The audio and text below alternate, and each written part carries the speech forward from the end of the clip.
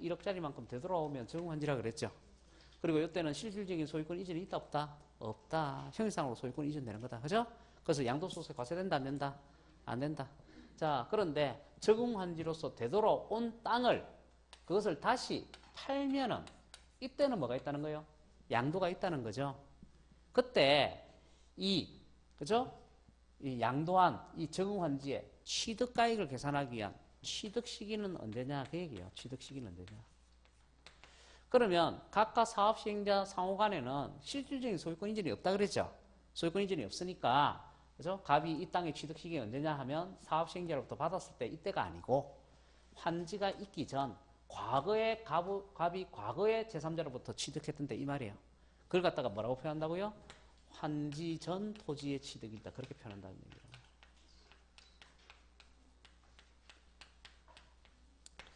자, 그래서 적응환지의 경우에는 사업시행자로부터 받은 때 그때가 취득 시기가 아닙니다.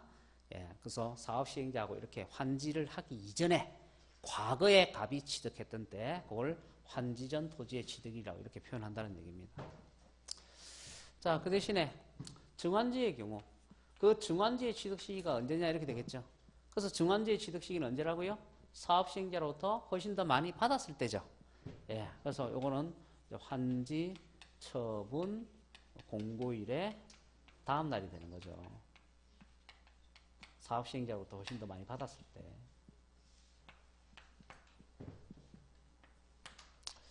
자, 그 다음에 가만지의 경우.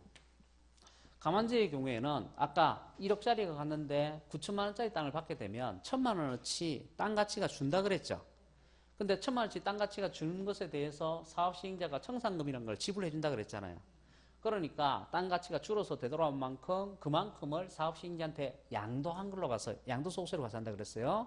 그래서 이렇게 환지처분 공고일의 다음날 이것이 땅 가치가 줄어서 되돌아오는 시점이고 그 줄어서 되돌아온 만큼 사업시행자한테 뭐 한 걸 본다?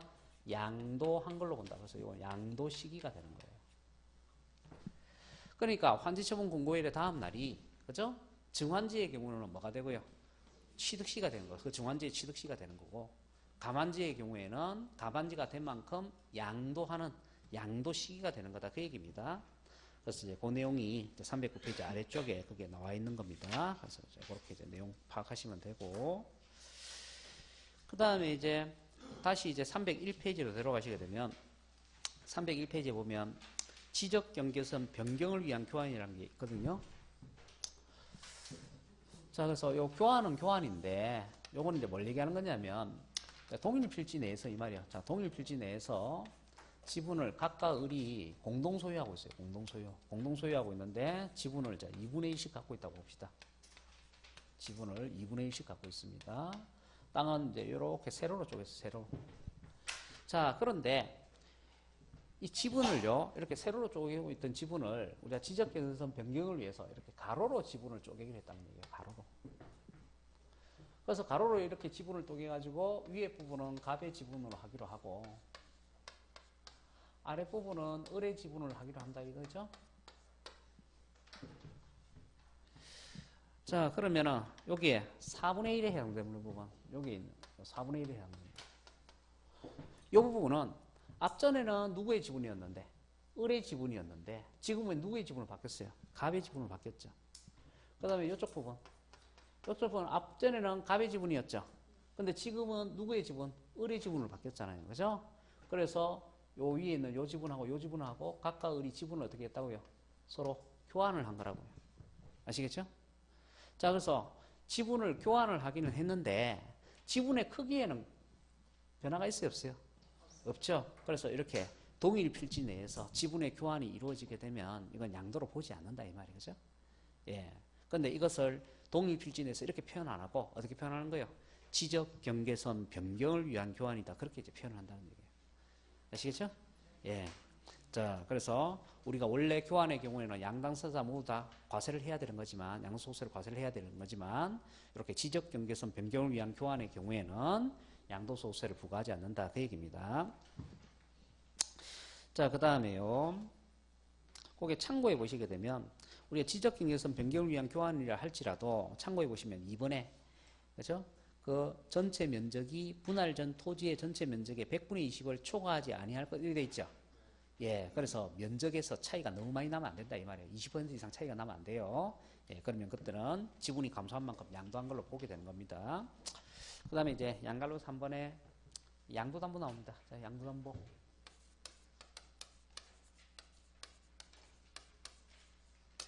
양도담보도 용어만 잘 정리하시면 되는 거죠. 자, 양도를 하기는 했는데 담보의 수단으로서 형식상 양도가 이루어졌다. 그 얘기입니다. 자, 여기 부동산이 있다는 얘기예요. 갑이라는 사람이 부동산을 갖고 있는데 을이라는 사람한테 부동산을 이제 담보로 제공해서 대출, 돈을 빌린다는 얘기입니다. 을로부터. 자, 그런데 보통의 경우에는 우리가 저당권이라는 걸 설정하죠. 돈 빌리려면 저당권 설정해야 되잖아요. 근데 을이라는 사람은 특이하게 돈 빌려주면서 우리 저당권 설정하지 말자 이런단 말이에요. 그래서 저당권 설정하지 말고 어떻게 하느냐. 당신 집에 소유권을 넘겨주세요. 이렇게 얘기하는 거예요. 소유권이죠. 자, 근데 요게 소유권이 실질적으로 이전되는 것이 아니고 형식상 이전이 되는 거예요. 형식상. 형상 이전이 되는 거기 때문에 본등기를 안 하고 이제 가등기 형식으로 소유권이 건너갑니다. 그래서 요거 소유권이 건너가긴 건너갔지만 실질적으로 건너간 게 아니고 형상 건너간 거니까 양도로 본다 안 본다? 안 본다. 그 다음에 소유권 돈 갚아서 되돌아오더라도 새로운 양도로 보지 않겠다. 그렇죠? 자, 그래서 양도담보의 경우 소유권이 건너가긴 건너가지만 담보의 수단으로서 형식상 소유권이 건너가는 거이기 때문에 양도로 보지 않겠다는 얘기입니다. 자, 그래서 301페이지 맨 아래 보시게 되면 거기에 양도로 보지 아니하는 경우 해가지고 거기에 요건이 나와 있어요. 자, 그래서 이제 다음에 요건을 갖춰야 됩니다. 자, 채무자가 채무의 변제를 담보하기 위해서 자산을 양도하는 계약을 체결한 경우에 다음의 요건을 모두 갖춘 계약서의 사본을 양도소득 과세표준 확정신고서에 첨부하여 신고하는 데에는 이를 양도로 보지 아니한다. 그죠? 자, 그래서 계약서 사본을 첨부해서 일단 신고를 해야 된다는 거고요. 그랬을 때 한 장 넘겨보시게 되면 302페이지 맨 위에 계약서 사본에는 다음의 요건을 갖춰야 된답니다. 자, 동그라미 1번 당사자 간의 채무의 변제를 담보하기 위해서 양도한다는 의사표시가 있어야 되고요. 자, 동그라미 2번 채무자가 원래대로 사용 수익한다는 의사표시 있어야 되고요. 자, 동그라미 3번 그죠? 돈 빌리기 수단으로서 소유권이 건너갔으니까 원금, 이자율, 변제기한, 변제 방법에 대한 약정이 있어야 되는 겁니다. 자, 그 다음에요. 그 밑에 이제 방갈로 3번에 자, 양도로 보는 경우 나와 있죠. 양도로 보는 경우. 이번에는 예외적으로 또 양도로 보는 경우가 있대요. 그러니까 첫 번째 나와 있는 것이 요건에 위배하거나 하는 거 나와요. 요건에 위배. 그거 다 줄 것이죠. 요건에 위배한다는 말이 뭐냐면 원래 양도로 보지 않으려면 그 위에 요건이 2번 요건에 보면 채무자는 원래대로 사용 수익한다 하는 의사표시가 있어야 된다 그랬죠. 그래서 갑이라는 사람이 소유권을 넘기긴 넘겼지만 이거 형식상 넘긴 거기 때문에 갑은 계속 그 부동산을 이용할 수 있어야 된단 말이에요. 근데 가능히 예를 들어서 을이라는 사람이 갑이라는 사람을 쫓아내고 을이라는 사람이 이 집에 들어와서 살고 있다. 그렇죠? 그러면 그때는 갑의 재산을 누구한테 판 걸로 봐야 되겠어요? 을한테 판 걸로 봐야 되겠죠. 그래서 이렇게 요건을 위배해서 사용하면 이제 양도다 이 말이에요. 양도. 자, 그 다음에 또 두 번째로 나오는 것이 채무불이행해서 변제에 충당된다 이런 말 나옵니다. 채무불이행해서 변제에 충당된다는 말이 뭐냐 하면은 갑이라는 사람이 을이라는 사람한테 돈을 안 갚았더니 을이 갑 재산을 경매 처분했더라 이 말이죠. 그러면 소유권이 제3자한테 건너가 버리죠. 예, 그러면 그때는 양도에 해당이 된다 이렇게 되는 거예요. 그죠? 자, 그래서 양도담보의 요건을 갖추고 있으면 양도가 아닌데, 그죠? 그 대신에 요건을 갖추지 못했거나, 그죠? 요건에 위배했거나 또는 채무불이행해서 변제에 충당이 되면 그때는 양도에 해당이 된다 이렇게 되는 거죠. 자, 그 다음에 공유문의 분할 나옵니다. 공유문의 분할. 공유문의 분할 같은 경우 지분의 변동이 없이 분할했다. 즉 지분을 갑을병 세 사람이 공동 소유하고 있는데 지분을 3분의 2씩 갖고 있었어요. 그래서 땅을 쪼개는데 각각 단독 소유로 땅을 쪼개죠. 땅을 쪼개는데 역시 자기 지분대로 3분의 2씩 지분을 쪼개서 가져갔다. 그러면 새로운 자산의 이전이 없죠. 그래서 그때는 양도가 아닌 것이 되는 겁니다. 그 대신에 지분의 변동이 발생하잖아요. 그러면 지분이 감소한 자가 지분이 증가한 자한테 양도한 걸로 본다 이 말이죠. 예, 그래서 공유물의 분할은 지분의 변동이 있냐 없냐 그거 갖고 이제 판단해 주면 된다는 얘기입니다. 자, 그 다음에요. 그거 외에도 그죠? 양갈로 5번에 보면 매매 원인 무효에 의한 소에 의해서 소유권이 환원이 된다. 그래서 첫 번째 줄에 보면 매매 원인 무효의 소라는 말이 나옵니다. 소. 그래서 소에다가 동그라미 딱 치세요. 소. 그리고 그 밑에다가 소송이라고 적으세요. 소송. 자, 그래서 민법상 무효 사유가 있다 할지라도, 그죠? 민법에서는 바로 거래 자체가 없는 것이 되는 거죠. 무효 사유가 있으면, 무효 취소 사유가 있으면 민법에서는 바로 거래 자체가 없는 걸로 보잖아요. 근데 세법에서는 그러한 사유가 있음이 무엇으로 입증이 돼야 된다? 소송에 의해서 입증이 돼야 된다 이 말이에요. 아시겠죠?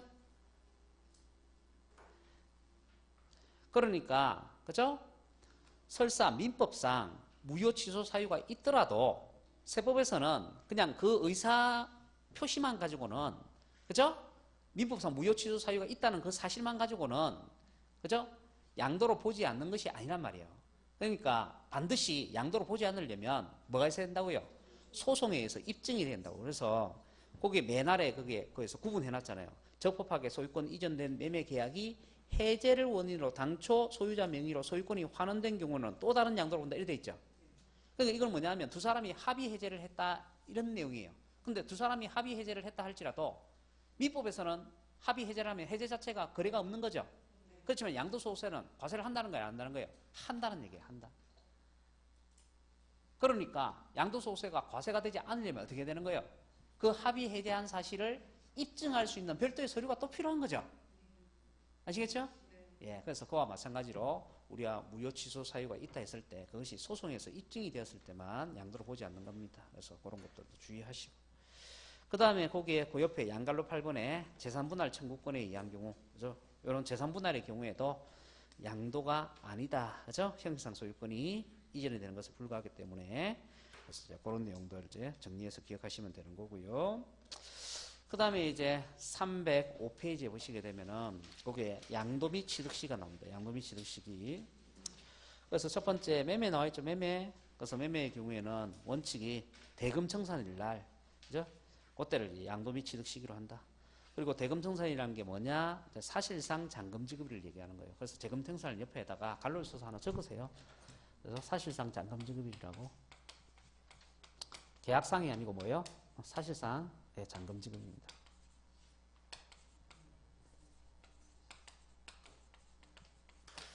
자, 그래서 이렇게 대금 청산일을 양도 취득시기의 원칙으로 삼는데 다만 넘기시게 되면 306페이지에 양갈로 2번과 3번 예외 나와 있죠. 예외.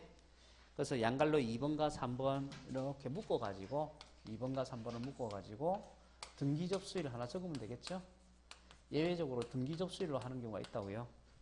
그래서 어떤 경우이냐니까 대금 청산일이 불분명하거나 대금 청산일 전에 소유권 이전 등기를 했을 때 그 얘기입니다. 그 다음에 306페이지 아래쪽에 장기할부 조건의 거래 나옵니다. 그래서 장기할부 조건이라는 것은 307페이지 맨 위에 나와 있네요. 그죠? 거기에 장기할부 매매 해가지고죠. 1년 이상에 걸쳐서 돈을 2번 이상 분할해서 지급하는 것을 우리는 장기할부 매매라 한다. 그래서 이 장기할부 매매의 경우에는 날짜가 3개가 나옵니다. 등기 접수일, 인도일, 상수일 중에 가장 빠른 날을 양도 시기로 합니다. 그래서 3개 다 외우기 힘드시면 일단은 날짜가 몇 개 나온다? 3개 나온다. 이렇게 기억하시면 돼요. 자, 그 다음에요. 그 밑에 공익사업에 의한 수용의 경우도 날짜가 3개가 나와요. 그래서 그 밑에 두 번째 줄을 보시면 대금 청산한 날, 수용의 개시일, 소유권 이전 등기 접수일, 셋 중에 가장 빠른 날 이렇게 나옵니다. 그 다음에 양갈로 3번에 보시게 되면 상속 증여 나오네요. 상속 증여. 자, 그러면 우리가 아까 상속 증여와 같은 무상 이전의 경우는 양도로 본다 그랬어요? 안 본다 그랬어요? 안 본다 그랬어요. 자, 그런데 그 상속 증여 받은 자산을 다시 팔면은 뭐로 본다고요? 양도로 보는 거라고. 그때 취득가액을 계산하기 위한 취득시기가 언제냐 이 말이에요. 아시겠죠? 그래서 요거는 양도 시기는 없고 뭐만 규정해 놓은 거예요? 취득 시기만 규정을 해 놓은 거예요. 그래서 상속의 경우 취득 시기가 언제냐? 상속 개시일이고 증여의 경우 취득 시기가 언제냐? 증여받은 날이다. 그 얘기입니다. 그다음 넘기시고요.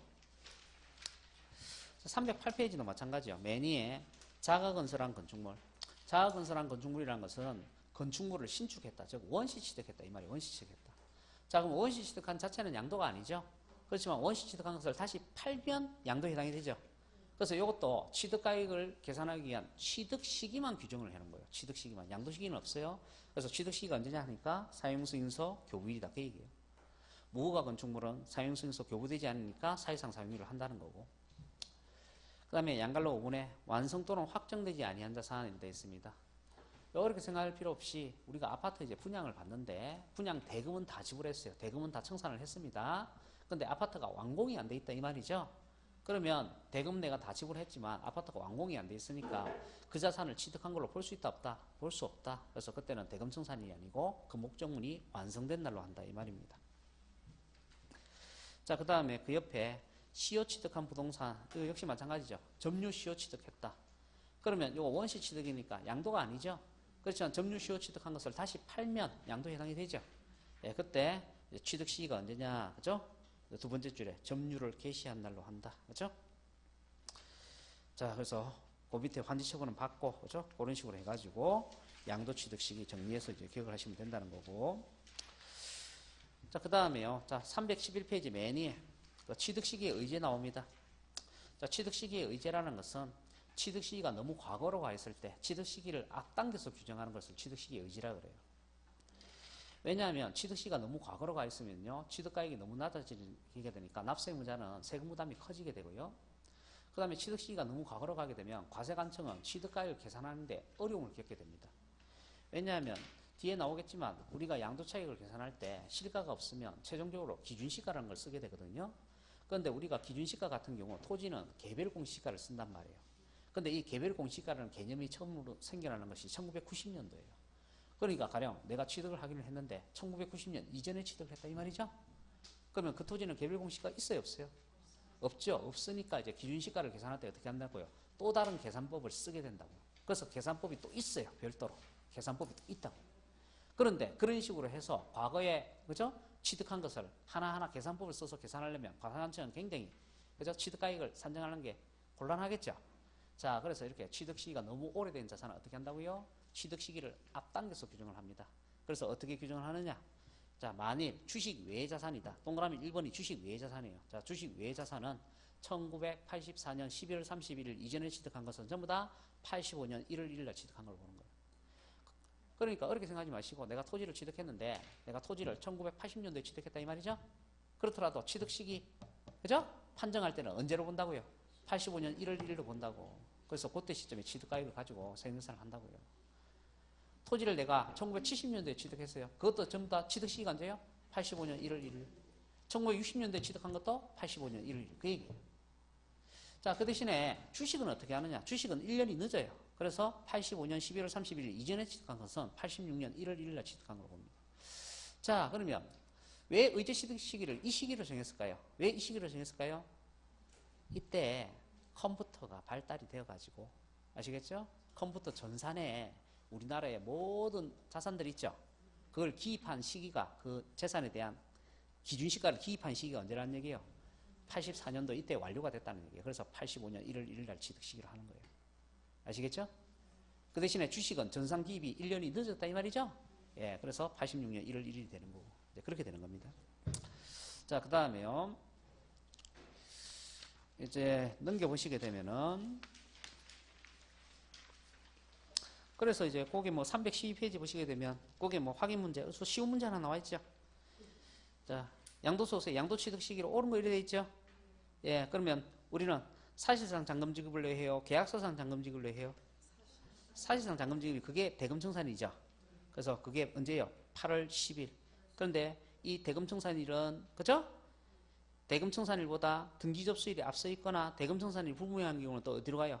등기 접수일로 가죠. 그래서 대금 청산일하고 등기 접수일하고 비교해서 둘 중에 어떤 날로 해야 돼요? 빠른 날로 해야 돼요. 빠른 날. 그래서 빠른 날이 언제예요? 8월 7일입니다. 그래서 정답은 4번이 된다. 그 얘기입니다. 이거 뭐 아주 쉬운 문제고. 자, 그 다음에 이제 넘겨보시게 되면 314페이지에 양도차익의 산정 나옵니다.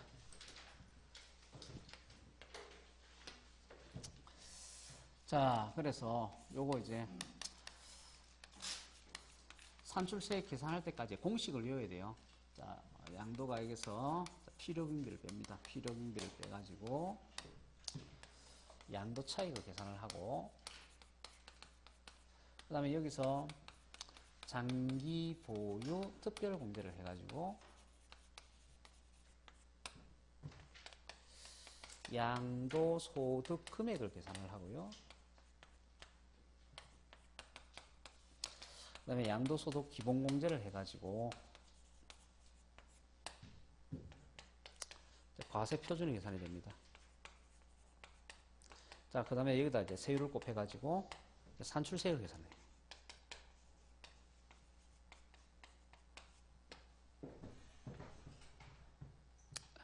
자, 그래서 일단 요 과정을 이제 기억을 하셔야 됩니다. 요 과정 자체가 시험 문제 나오고요.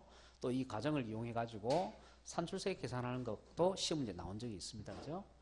자, 그래서 일단 이 과정을 기억하셔야 되고. 자, 그 다음에 여기서 이제 요 필요경비.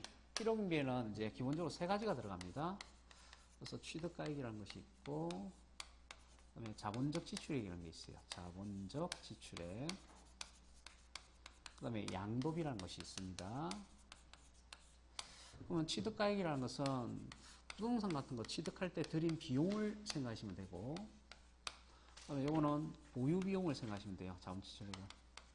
그다음에 요거는 양도비가 되겠죠. 양도비용. 자, 그러니까 우리가 필요경비라는 것은 그죠? 이런 거죠. 우리가 어떤 부동산을 팔아서 이익을 남긴다는 것은 세 단계를 거쳐야 되는 거예요. 일단 그 부동산을 취득을 해야 되고, 두 번째는 보유를 하고 있다가, 세 번째 팔아야 되는 거죠. 그래서 이렇게 그 부동산을 취득할 때도 비용이 들고, 우리가 보유하고 있을 때도 비용이 들고, 또 팔 때에도 비용이 든다는 얘기예요. 자, 그래서 우리가 취득하거나 보유하거나 팔 때 여러 가지 비용이 들어가는데, 우리가 그 들어간 비용 중에서 필요경비에 포함시켜야 되는 비용이 있고, 필요경비에 포함시키지 말아야 될 비용이 있다는 얘기예요. 그래서 그거를 이제 구분하는 거, 그죠? 그게 이제 시험 문제도 자주 나오는 거죠. 자, 어쨌든 간에 일단 우리가 양도가액에서, 그 다음에 내가 취득하거나 보유하거나 팔 때 들어가는 일체의 비용을 다 빼줬을 때 남는 이익을 우리는 양도차익이라 한다, 이렇게 되는 거죠.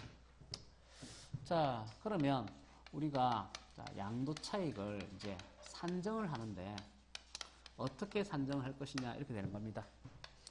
그러면 원칙은 실가로 하는 거예요. 실가. 실지 거래된 금액으로 하는 거예요. 실지 거래된 금액으로. 자, 그런데 우리가 예외적으로 실가가 확인되지 않거나 또는 실가를 인정할 수 없을 때, 그때는 어떻게 하느냐면, 그때는 추계 결정한다 그래요. 추계 결정. 추계 결정이란 건 뭐냐면, 과세관청에서 결정한다. 과세관청에서 결정하는데, 과세관청에서 어떻게 결정하느냐? 대충 추측해서 계산해서 결정한다. 그 얘기예요. 과세관청에서 대충 추측해서 계산해서 결정한다. 왜냐하면 본인이 실가를 신고 안 하니까 과세관청은 실가를 확인할 길이 없고, 또는 본인이 실가를 신고하더라도 허위임이 명백한, 그죠? 그런 신고를 하니까 그걸 인정할 수 없다는 얘기예요. 그러니까 이제 과세관청에서 직접 이제 결정을 해야 될 거 아니에요. 이제 결정을 하는데, 자기 마음대로 이제 결정을 하는 것이 아니고 순서가 정해져 있습니다. 자, 그래서 양도가액 같은 경우 어떤 금액을 쓰느냐? 1순위로 매매 사례가액을 씁니다. 그래서 매매 사례가액 같은 경우는 주로 이제 아파트 같은 경우 쓰는 거예요. 자, 아파트 같은 경우는 한 동에, 아파트가, 그죠? 뭐 여러 세대가 있죠? 자, 그러면 그 아파트가 어때요? 우리나라 아파트는 구조가 똑같아요. 면적이 똑같아요. 또 지역도 똑같은 지역이 있죠. 예, 그러니까 가령 예를 들어서, 그죠? 뭐 A라는 사람의, 그죠? 갑이라는 사람의 아파트를 팔았을 때 3억에 팔았다 그러면 을이라는 사람도 보통 그 가격에 거래가 되죠. 병이라는 사람도 또 그 가격에 거래가 됩니다. 그래서 우리가 아파트 같은 경우에는, 그죠? 이제 다른 사람이 최근에 거래한 내역 있죠. 그걸 가지고 매매 사례가액을 쓸 수 있다, 이렇게 얘기를 합니다. 자, 근데 아파트가 아니고 자, 단독주택이에요. 그러면 단독주택 같은 경우는 면적도 다 틀리고 지역도 다 틀리고 구조도 다 틀리죠. 그러니까 그 옆에 있는 단독주택이 팔렸다고 해서 내 단독주택이 똑같은 가격에 팔린다는 보장이 없죠. 그래서 우리가 단독주택 같은 경우에는 매매 사례가액을 쓸 수 있다, 쓸 수 없다? 쓸 수 없어요. 자, 그래서 이제 매매 사례가액을 쓸 수 없는 거는 이제 뭘 쓰느냐면 감정평가사에서 평가해놓은 감정가액을 씁니다. 근데 우리가 특별한 경우 아니면 감정평가사에서 평가해놓은 금액이 없죠. 자, 그러면 최후로 뭘 쓰느냐? 과세관청에서 정해놓은 기준시가를 쓴다는 얘기예요. 그 대신에 자, 취득가액은 어떻게 하느냐? 취득가액은 첫 번째 매매 사례가액을 쓰고, 없으면 감정가액을 쓰고, 요거 없으면 환산가액을 쓰고, 그 다음에 마지막으로 기준시가 씁니다. 자, 그러면 일단 순서를 외워야 돼요. 순서가 시험 문제 여러 번 나왔죠. 그래서 양도가액은 매감기, 취득가액은 매감환기. 자, 근데 독특한 게 있죠. 취득가액은 환산가액이란 개념이 있잖아요. 그죠? 요거는 양도가액에는 없는 개념인데 취득가액에만 있는 개념이에요. 그래서 요거 꼭 기억하셔야 돼요. 그래서 시험 문제에 가령 양도가액을 추계하는데 환산가액을 집어넣으면 맞다 틀렸다 틀렸다 이렇게 되는 거예요. 그죠? 자, 그러면 우리가 이제 환산가액도 계산할 줄 알아야 됩니다. 자, 환산가액 요 계산하는 거 요 시험 문제 여러 번 나왔으니까. 자, 그럼 환산가액이라는 거 요거 어떻게 계산을 하는 거냐? 가령 예를 들어서 갑이라는 사람이 을이라는 사람한테 이제 매매를 해요. 그래서 이제 갑이 이제 양도소득세를 내게 된다 이랬을 때, 자, 그러면 양도가액 알아야 되고 취득가액 알아야 됩니다. 그래야 뺐을 때 이제 이익이 남겠죠. 이익을 계산할 수 있겠죠. 자, 그런데 양도가액 이제 실가가 실제 거래된 금액이 얼마냐 하니까 3억 원으로 확인이 되었다는 얘기입니다. 근데 취득가액의 실가는 확인되지 않더라 그 얘기예요.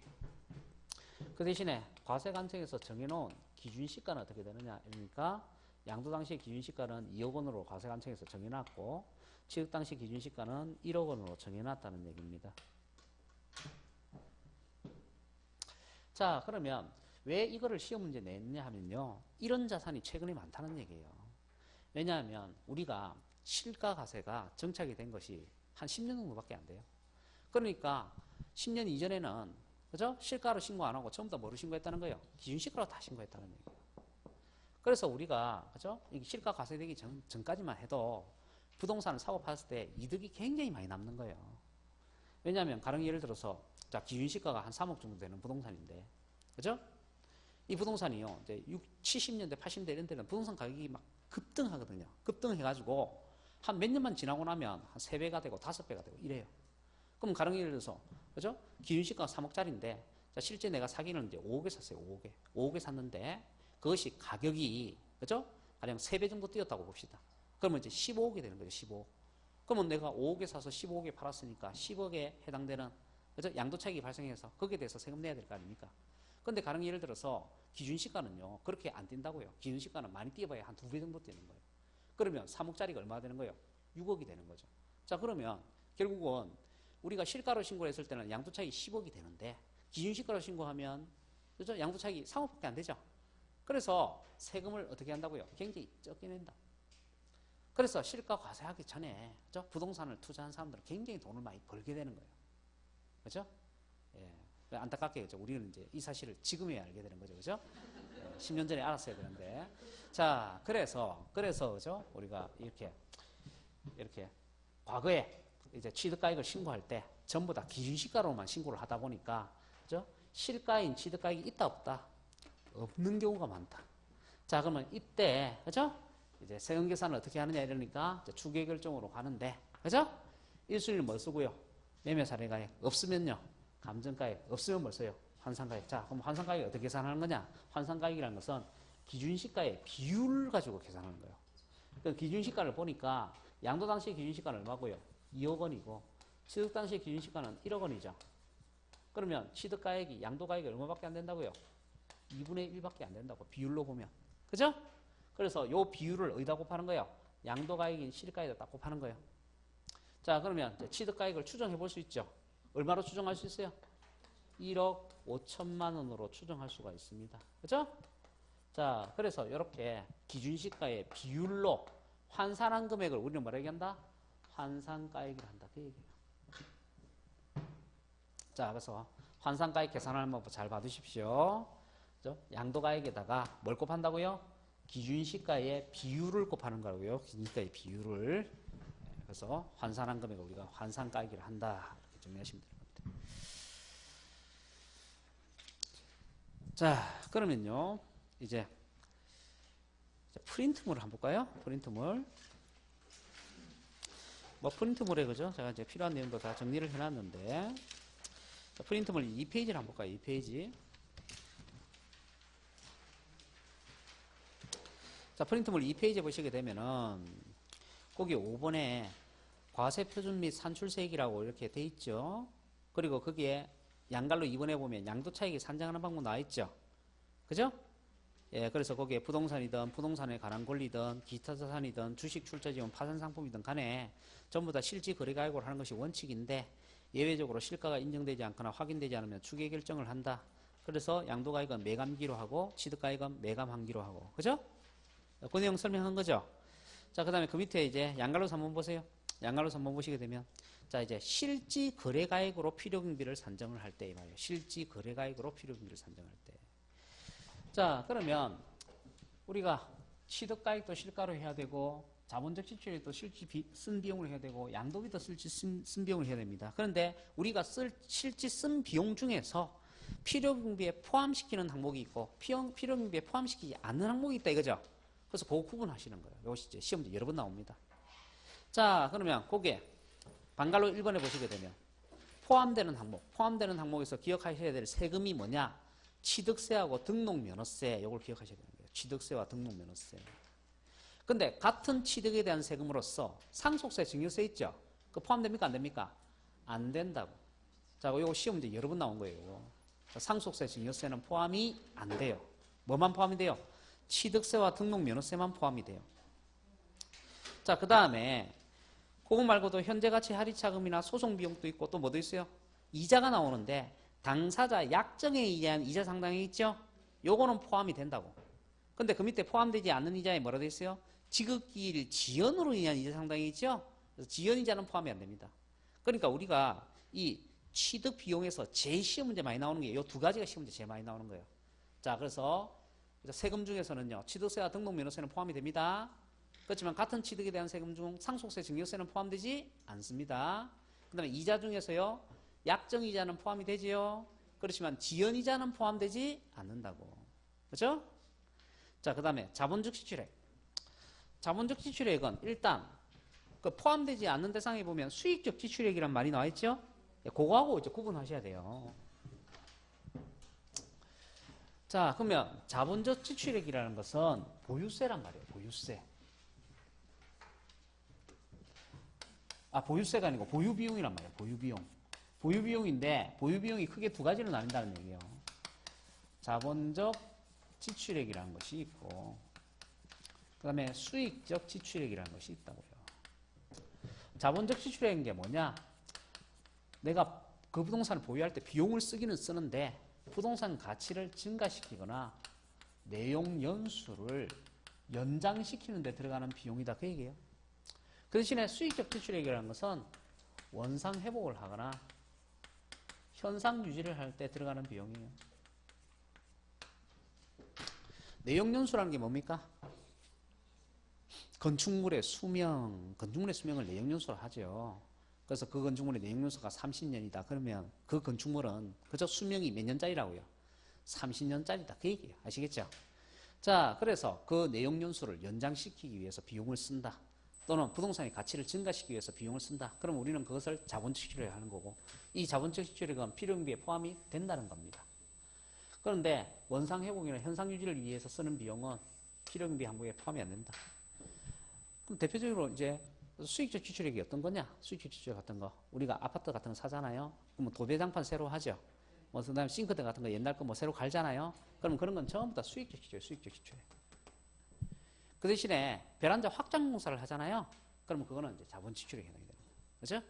예, 그래서 우리가 자본 지출액은 필요경비에 해당이 되는데 수익적 지출액은 포함이 안 된다. 그래서 두 개 용어 구분하셔야 되고 그 다음에 수익적 지출하고 또 헷갈리는 말이 수익자 부담금이라는 게 있어요. 수익자 부담금. 그거는 또 포함이 돼요. 그래서 수익자 부담금은 각종 부담금 얘기하는 거예요. 뭐 개발 부담금이라든지 재건축 부담금이라든지 학교용지 부담금이라든지 그죠? 그래서 각종 부담금은 다 어디에 해당된다고요? 자본적 지출액에 해당이 된다고. 자본적 지출액에. 그죠? 예. 그런데 우리가 부담금 중에서 유일하게 자본적 지출액에 해당되지 않는 부담금도 있긴 있어요. 그래서 굳이 하나 적으시려면 그 옆에 적으시면 돼요. 그 보유세 그 옆에 빈 공간 있죠? 그 빈 공간에다가 택지 초과 보유 부담금이라는 게 있어요. 그러니까 요거는 유일한 부담금 중에서 유일하게 필요경비에 포함되지 않는 부담금이에요. 그래서 거기에 굳이 뭐 적으시려면 하나 적으셔도 돼요. 그래서 거기에 자본적 실효력에 포함되지 않는 포함 X 그 옆에 빈 공간에다가 하나 적으시면 된다. 근데 사실은 이 택지 초과 보유 부담금이라든지 그다음에 학교용지 부담금이라든지 이런 것들은 지금은 다 폐지되고 없어요. 그 법이 폐지되고 없다고요. 근데 법이 폐지되고 없는데 왜 우리를 이걸 공부를 해야 되느냐? 자, 보세요. 가령이 내가 어떤 부동산을 과거에 갖고 있으면서 학교용지 부담금이라는 돈을 냈습니다. 근데 지금은 이제 그 법이 폐지돼 갖고 학교용지 부담금이 이제 없어졌어요. 없어졌지만 내가 학교용지 부담금이라는 것을 부담한 사람이 그 부동산을 지금에 와서 판다 이 말이죠. 그때 내가 과거에 부담했던 학교용지 부담금 있죠. 법은 폐지가 됐지만 내가 돈을 부담했다는 사실은 확인이 되잖아요. 그러면 그거를 필요경비에 넣어줘야 되겠어요? 안 넣어줘야 되겠어요? 넣어줘야 된다고. 아니 법은 폐지되고 없지만 내가 과거에 부담한 사실은 명백하게 맞잖아요. 그죠? 그러니까 법이 폐지되고 없더라도 과거에 내가 부담했던 금액들은 다 필요경비에 넣어준다는 얘기예요. 그래서 이제 우리가 책 같은 데 보면 폐지되고 없는 내용인데도 이렇게 집어넣어놓고 있는 경우가 있단 말이에요. 아시겠죠? 그 다음에 우리가 지금 등록면허세라고 얘기하는 것도 엄밀하게 얘기하면 지금의 등록면허세를 얘기하는 게 아니에요. 지금의 등록면허세는 소유권 외의 등기에 대한 걸 얘기하는 거잖아요. 그죠? 그래서 이 등록면허세라는 것도 엄밀하게 얘기하면 과거에 소유권에 대한 등록세를 얘기하는 거란 말이에요. 아시겠죠? 이해되시죠? 근데 그게 법이 바뀌어갖고 이제 뭐로 바뀌었어요? 등록면허사는 이름으로 법이 바뀌어 있잖아요. 그래서 등록면허사라고 적어 놓긴 했지만, 그죠? 책마다 그렇게 적어 놓긴 했지만, 엄밀하게 얘기하면 이거는 소유권 외의 등기는 포함이 안 되고, 소유권에 해당되는 등기 있죠? 예, 거기에 대해서 세금 낸 것만 해당이 되는 거란 말이에요. 당연하겠죠? 아니, 내가 과거에 뭐 저당권 설정하고 이런 걸 왜 필요경비에 넣어서 빼주겠어요? 그런 거는 해당이 안 되는 거예요. 그런 건 해당이 안 되고, 과거 내가 그 부동산에 대한 소유권을 취득할 때 뭘 냈다? 등록세를 냈다. 아시겠죠? 예, 그게 이제 지금 등록면허세라고 이제 이름이 붙여 있는 거란 말이에요. 자, 그 다음에요. 양도비. 양도비에 그거 보시게 되면 양도소득세 과세표준 신고서 작성 비용이라든가 계약서 작성 비용, 공증비용, 인지대, 증권거래세, 채권의 매각차손, 중개수수료 이런 게 해당이 됩니다. 자, 그런데 우리가 이걸 시험 문제 낼 때 보통의 경우 이거를 취득비용이 어떤 것이 있고 보유비용이 어떤 것이 있고 양도비가 어떤 것이 있고 이렇게 구분해서 내지 않습니다. 구분해서 내지 않고 그죠? 그것이 어떤 비용이든 간에 필요경비에 전체적으로 포함이 되냐 안 되냐 이렇게 내요. 그럼 왜 그렇게 내느냐? 자, 한번 보세요. 우리가 지금 양도비에 나와 있는 그죠? 거기 그 계약서 작성 비용, 계약서 작성 비용이 뭘 얘기하는 거예요? 법무사 수수료 얘기하는 거예요. 법무사 수수료. 그 다음에 거기에 중개 수수료 이런 거 나와 있죠. 그런데 한번 보세요. 우리가 부동산 사업하고 할 때 중개 수수료 내면 파는 사람만 냅니까? 아니죠. 사는 사람도 중개 수수료를 내야 되잖아요. 쌍방으로도 다 받을 수 있게끔 돼 있죠. 그 다음에 법무사 수수료를 내면 그 파는 사람만 법무사 수수료를 지불하는 거예요? 아니잖아요. 두 사람이 동시에 지불할 수도 있잖아요.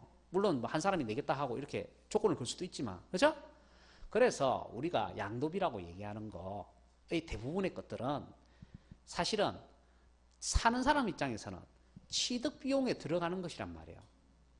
즉 중개수수료를 파는 사람이 냈으면 그 중개수수료가 어디에 들어가고요? 양도비에 들어가는 거고. 그 대신에 사는 사람이 중개수수료를 내는 것은 어디에 해당된다고요? 취득비용에 해당이 되는 거고. 그래서 우리가 실무상으로 봤을 때는 취득비용하고 양도비가 구별이 안 된단 말이에요. 아시겠죠?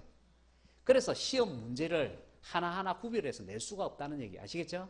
그래서 시험 문제는 세 개를 다 뭉뚱그려 가지고 필요경비에 포함되냐 안 되냐 이런 식으로 낸다 이렇게 생각하시면 됩니다. 자, 그 다음에요. 그 밑에 이제 양갈로 4번에 추가가액 또는 기준시가에 의한 경우 필요경비 계산 공제액의 적용이라는 게 나와 있죠. 자, 그럼 요 칠판을 한번 보시죠. 칠판. 자, 요거는 뭘 얘기하는 거냐면은 요거 얘기하는 거예요. 자, 추계 결정할 때 양도 차익 계산하는 거 얘기하는 거예요.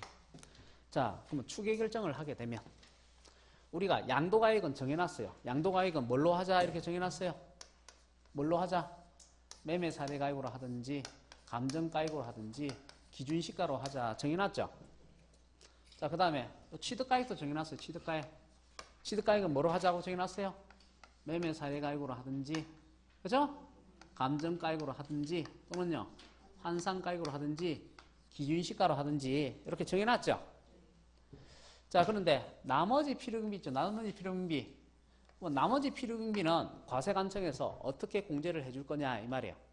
그래서 과세관청에서 어떻게 공제해 주느냐 하니까 필요경비를 계산 공제해 주겠다 그 얘기예요. 자, 그럼 계산이란 게 뭐냐?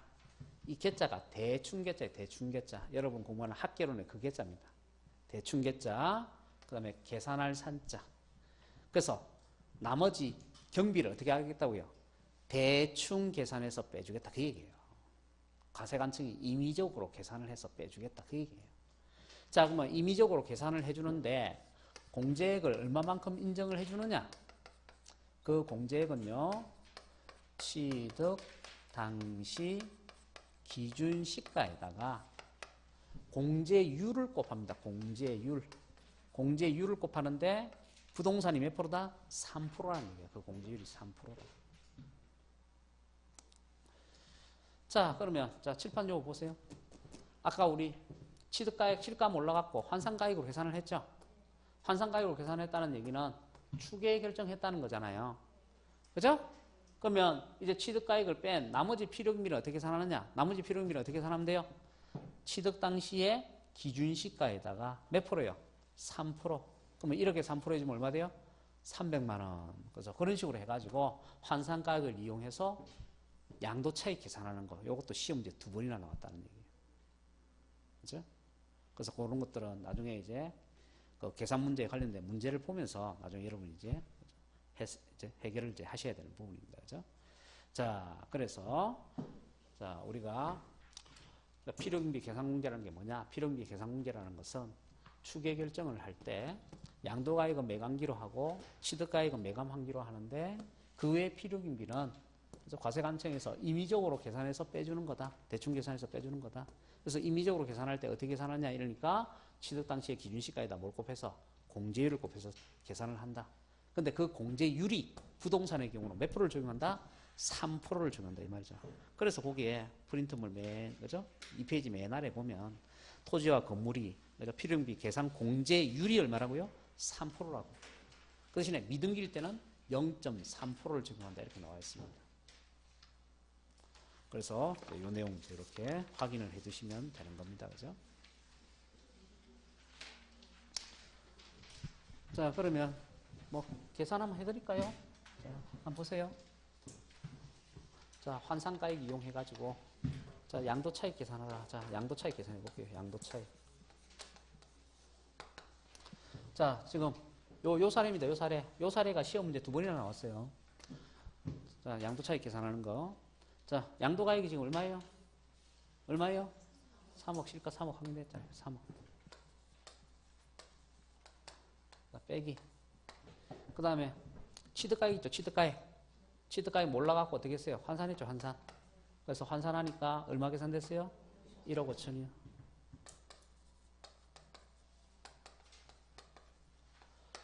자, 그래서 취득가액 이제 환산했습니다.